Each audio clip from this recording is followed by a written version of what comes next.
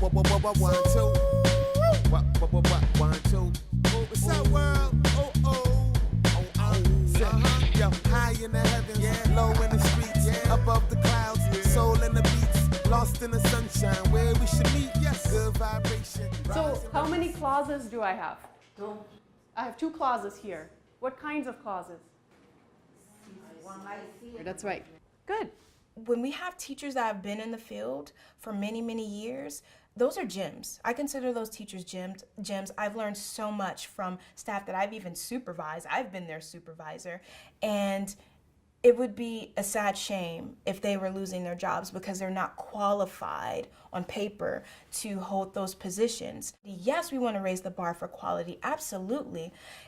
And we want to keep these teachers, but how do we help to move them towards so we can raise the bar together? Especially in the Bay Area, and especially with the support of things like Prop 10 and First Fives and the funding that has come into early care and education, it's really been an opportune time to support the workforce in obtaining their bachelor's degrees. You know, a lot of the existing workforce really was struggling with self-efficacy, so feeling like they're a learner, that they could do English and math. Many of them hadn't gone to school in a really long time. And so we started looking at that. What can we do to support the existing workforce to go back to school and get their degree?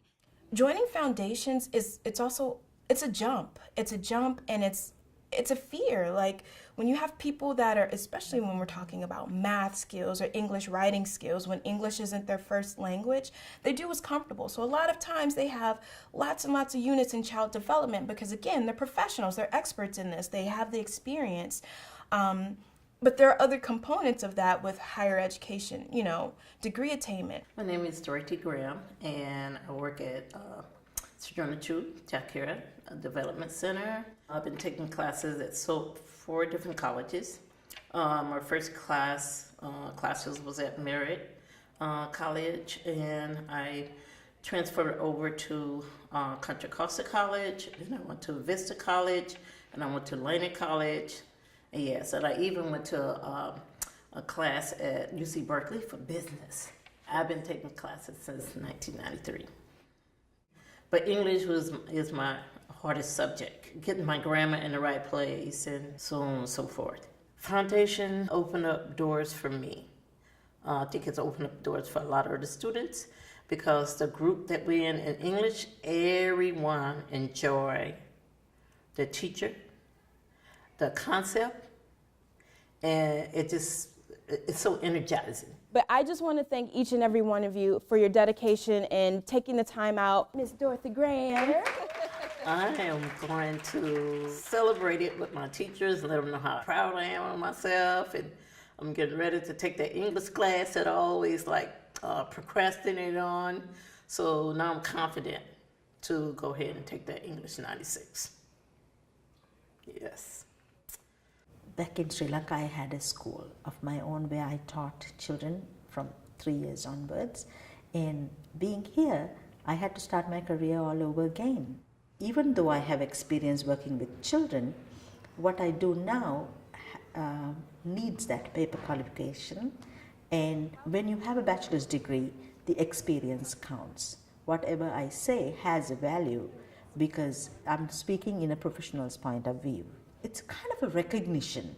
Everybody knows a person who doesn't have a bachelor's degree doesn't have much of a voice. That is my practical experience. Next we have Sue Dharma. Please come up. Thank you, Sue Dharma. I'm graduating from the Foundation's writing class, which is a sad thing to have left to leave the instructor who is so well prepared and who did everything for us.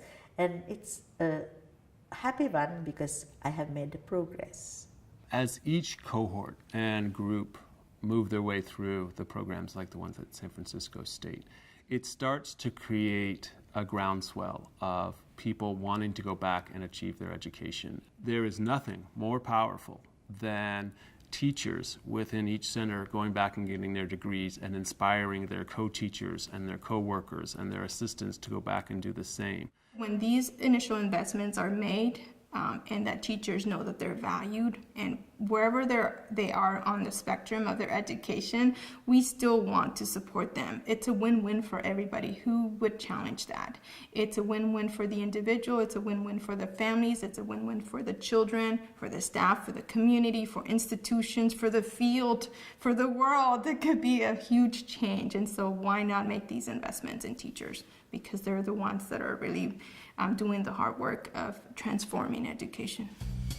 Feels good.